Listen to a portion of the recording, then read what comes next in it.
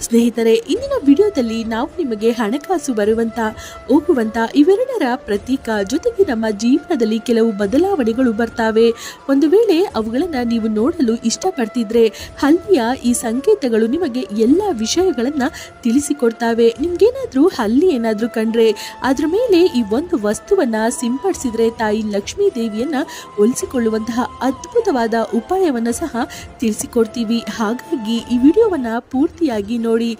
ಹಾಗೆ ಸ್ನೇಹಿತರೆ, ಯಾರೆಲ್ಲ ಇನ್ನು ನಮ್ಮ ಚಾನೆಲ್ ಅನ್ನು ಸಬ್ಸ್ಕ್ರೈಬ್ ಮಾಡಿಲ್ಲ ಅಂದ್ರೆ ದಯಮಾಡಿ ಸಬ್ಸ್ಕ್ರೈಬ್ ಮಾಡಿ. ಹಾಗೆ ಕಮೆಂಟ್ಸ್ ಬಾಕ್ಸ್ ನಲ್ಲಿ ಹರ ಹರ ಮಹಾದೇವ ಎಂದು ಕಮೆಂಟ್ಸ್ ಮಾಡಿ. ಈ ಮೂಲಕ ಅವರ ಆಶೀರ್ವಾದ ನಿಮ್ಮೆಲ್ಲರ ಮೇಲೆ ಇರಲಿ. ಸ್ನೇಹಿತರೆ, ಜನರು ಮನೆಯಲ್ಲಿ ಸಾಮಾನ್ಯವಾಗಿ ಹಲ್ಲಿಯನ್ನ ಕಂಡಾಗ ಇದು ಸಾಧಾರಣವಾದ ಘಟನೆ ಎಂದು ತಿಳಿತಾರೆ. ಇಲ್ಲಿಯ ತನಕ ನಮ್ಮೆಲ್ಲರಿಗೂ ಗೊತ್ತಿರುವ ಹಾಗೆ ಹಲ್ಲಿಯು ಒಂದು ಸಾಮಾನ್ಯವಾದ ಜೀವ ಜಂತು ಆಗಿದೆ.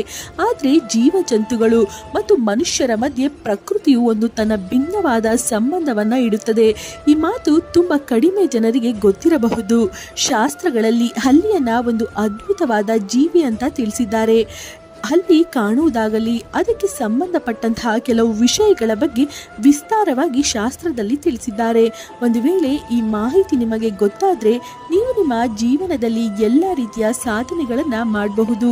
ಶಾಸ್ತ್ರಗಳಲ್ಲಿ ಪ್ರಸಿದ್ಧವಾದ ಶಕುನ ಶಾಸ್ತ್ರದ ಅನುಸಾರವಾಗಿ ಒಂದು ವೇಳೆ ಯಾವುದಾದರೂ ವಿಶೇಷವಾದ ಸಮಯದಲ್ಲಿ ಹಲ್ಲಿ ಕಂಡರೆ, ನೆಲದ ಮೇಲೆ ಓಡಾಡ್ತಾ ಇದ್ರೆ, ಶರೀರದ ಮೇಲೆ ಬಿದ್ದರೆ ಭವಿಷ್ಯದಲ್ಲಿ ನಡೆಯುವಂತಹ ಶುಭ ಮತ್ತು ಅಶುಭ ಘಟನೆಗಳ ಬಗ್ಗೆಯೂ ತೋರಿಸಿಕೊಡುತ್ತೆ. ಇವುಗಳಷ್ಟೇ ಅಲ್ಲದೆ ಶರೀರದ ಯಾವುದಾದರೂ ವಿಶೇಷವಾದ ಅಂಗದ ಮೇಲೆ ಹಲ್ಲಿ ಬಿದ್ದರೆ ಭವಿಷ್ಯದಲ್ಲಿ ನಡೆಯುವಂತಹ ಶುಭ ಮತ್ತು ಅಶುಭ ಘಟನೆಗಳನ್ನ ತೋರಿಸಿಕೊಡುತ್ತೆ.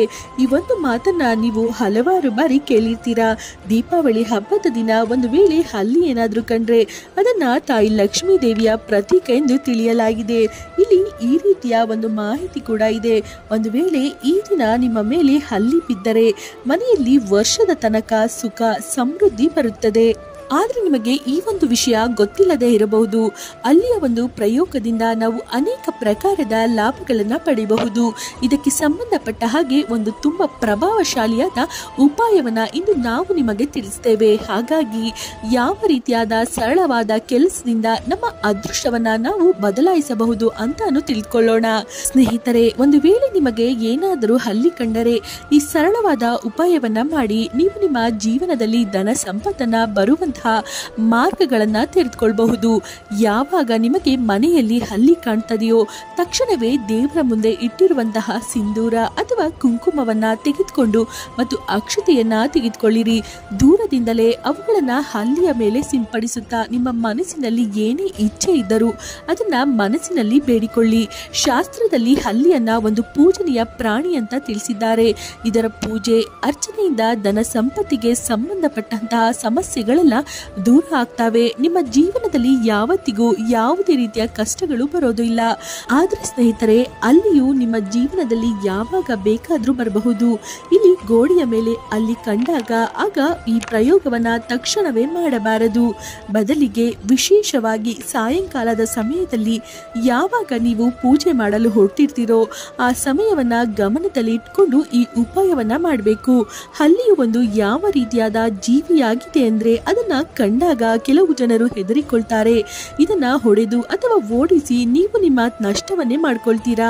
ಯಾಕಂದ್ರೆ ಸ್ನೇಹಿತರೆ, ಇದನ್ನ ತಾಯಿ ಲಕ್ಷ್ಮೀ ದೇವಿಯ ಪ್ರತೀಕ ಅಂತ ತಿಳಿಯಲಾಗಿದೆ. ಇದರ ಪೂಜೆಯನ್ನ ಮಾಡೋದ್ರಿಂದ ಶುಭ ಸಂಕೇತಗಳು ಸಿಗ್ತವೆ. ಯಾವಾಗ ಹಬ್ಬದ ದಿನಗಳಲ್ಲಿ ಆಗಲಿ ಅಥವಾ ಯಾವುದಾದರೂ ದಿನಗಳಲ್ಲಿ ಆಗಲಿ ನೀವು ನಿಮ್ಮ ಮನೆಯನ್ನ ಸ್ವಚ್ಛತೆ ಮಾಡ್ತಾ ಇದ್ರೆ ಒಂದು ವೇಳೆ ನಿಮ್ಮ ಮುಂದೆ ಸತ್ತು ಹೋದಂತಹ ಹಲ್ಲಿ ಬಂದ್ರೆ ಅದನ್ನ ಅಶುಭ ಎಂದು ತಿಳಿಯಲಾಗಿದೆ.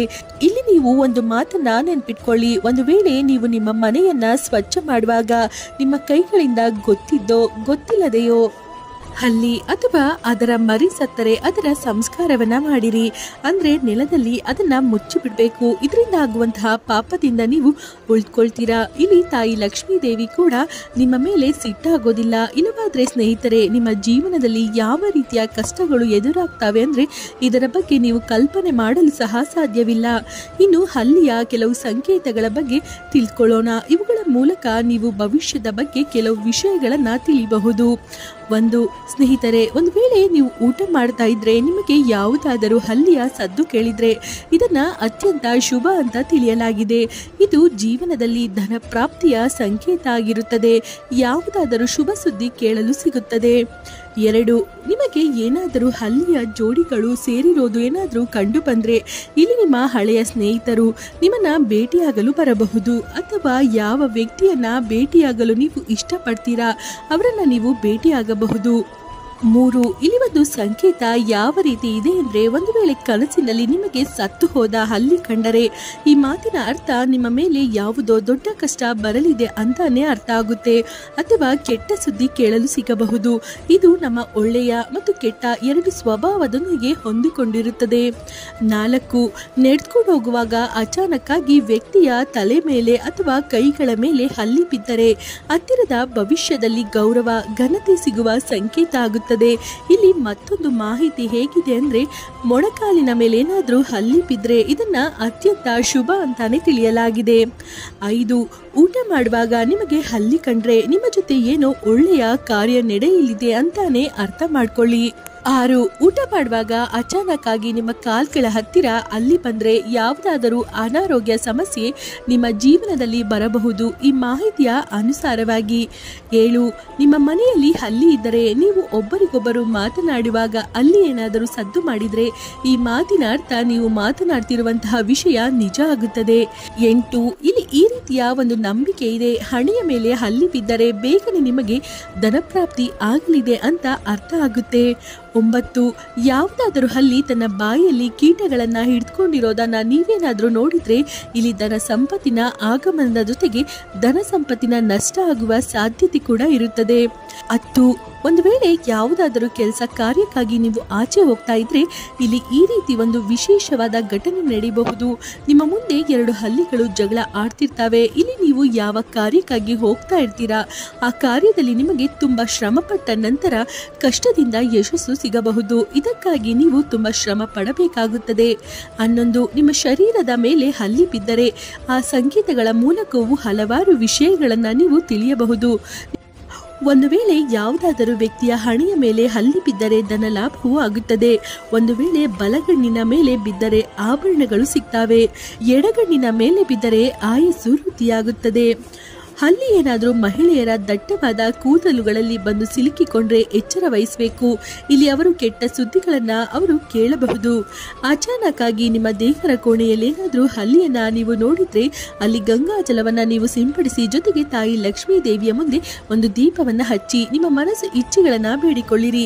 ಖಂಡಿತವಾಗಿಯೂ ನಿಮ್ಮ ಇಚ್ಛೆ ಈಡೇರುತ್ತದೆ. ಜೊತೆಗೆ ದೇವರ ಕೋಣೆಯಲ್ಲಿ ಈ ಘಟನೆ ನಡೆದಾಗ ನಿಮ್ಮ ಎಲ್ಲ ಕೆಲಸ ಕಾರ್ಯಗಳು ಈಡೇರ್ತವೆ. ಒಂದು ವೇಳೆ ಪದೇ ಪದೇ ಕನಸಿನಲ್ಲಿ ಹಲ್ಲಿಗಳು ಜಗಳ ಆಡೋದೇನಾದರೂ ಕಂಡು ಬರ್ತಾ ಇದ್ರೆ ನೀವು ಯಾವುದೋ ವಿವಾದದಲ್ಲಿ ಸಿಲುಕುವ ಸಾಧ್ಯತೆ ಇರುತ್ತದೆ. ಇಲ್ಲಿ ಅದರ ಪೂರ್ವ ಸಂಕೇತ ನಿಮಗೆ ಸಿಗ್ತಾ ಇರುತ್ತೆ. ಸ್ನೇಹಿತರೆ, ಈ ಮಾಹಿತಿ ನಿಮಗೆ ಇಷ್ಟವಾಗಿದ್ದಲ್ಲಿ ದಯಮಾಡಿ ಲೈಕ್ ಮಾಡಿ, ಶೇರ್ ಮಾಡಿ. ಹಾಗೆ ಫ್ರೆಂಡ್, ಯಾರೆಲ್ಲ ಇನ್ನು ನಮ್ಮ ಚಾನೆಲ್ ಅನ್ನು ಸಬ್ಸ್ಕ್ರೈಬ್ ಮಾಡಿಲ್ಲ ಅಂದರೆ ದಯಮಾಡಿ ಸಬ್ಸ್ಕ್ರೈಬ್ ಮಾಡಿ. ಧನ್ಯವಾದಗಳು.